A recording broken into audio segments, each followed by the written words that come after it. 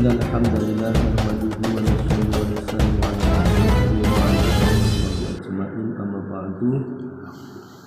Jamaah suku yang dimuliakan Allah Ta'ala, kembali kita lanjutkan pembacaan hadis dalam kitab Fadilatul Quran sambil melanjutkan zikrullah kita setelah sholat subuh berjamaah dalam hati kita masing-masing.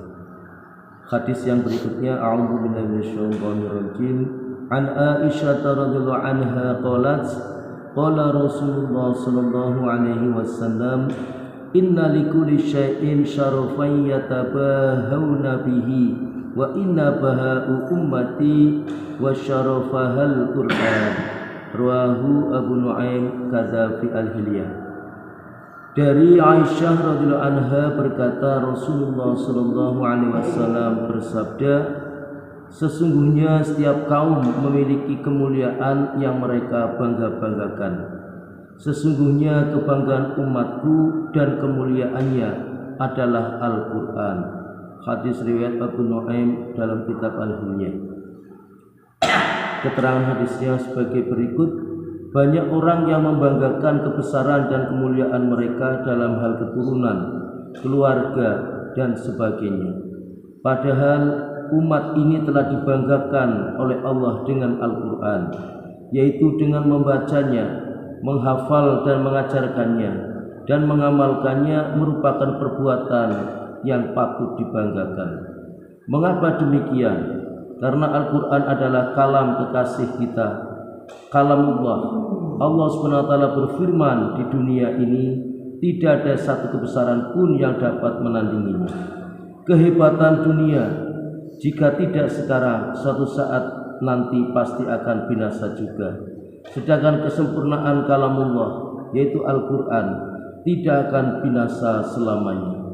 Bahkan apa saja yang dipandang kecil di dalam Al-Quran dapat dibanggakan karena kesempurnaannya, seperti keindahan susunan kata, keindahan paduan kata, penyesuaian kata, hubungan antar kalimat, kebenaran dan meramalkan hal-hal yang akan terjadi pada masa yang akan datang. Kisah-kisah manusia yang tidak dapat kita ingkari, misalnya kisah kaum Yahudi yang menyatakan cintanya kepada Allah tetapi tidak mau mati. Orang akan terpesona ketika mendengar bacaan Al-Quran dan pembacanya tidak akan bosan untuk membacanya. Setiap susunan kata akan menimbulkan rasa cinta kita kepada Allah. Betapapun indahnya surat seseorang yang kita cintai sehingga membuat kita mampu kepayang, tetapi kita akan bosan membacanya pada kali yang ke-10, ke-20 kalinya atau yang ke-40 kalinya.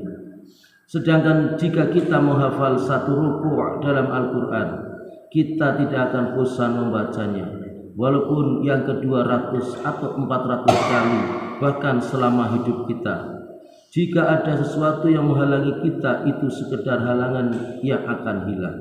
Semakin sering kita membacanya, maka akan semakin menambah kelezatan dan kenikmatan di dalam membacanya. Walaupun hanya sedikit yang kita peroleh dari kalamullah dengan membaca beberapa ayat, bukan seluruhnya, itu pun telah cukup membanggakan kita. Betapa bangganya kita jika memperoleh semua nilai yang terdapat dalam kalimat Allah, yaitu Al-Quran. Sekarang hendaknya kita memikirkan diri kita.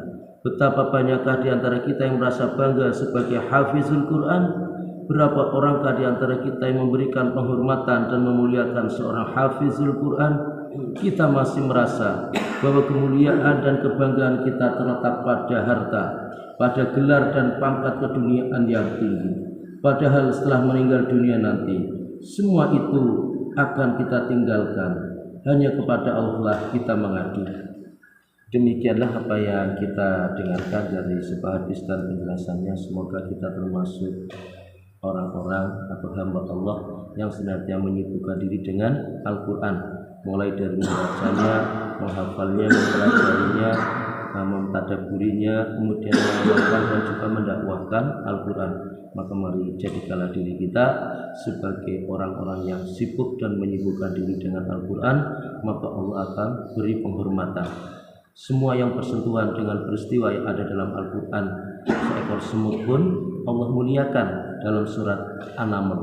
Seekor lebah pun akan dimuliakan dalam surat An-Nahl, ya, juga anjing Ashabul Kahfi dan juga binatang-binatang yang Allah sebutkan di dalam Al-Quran, ya, burung hudhud dan sebagainya.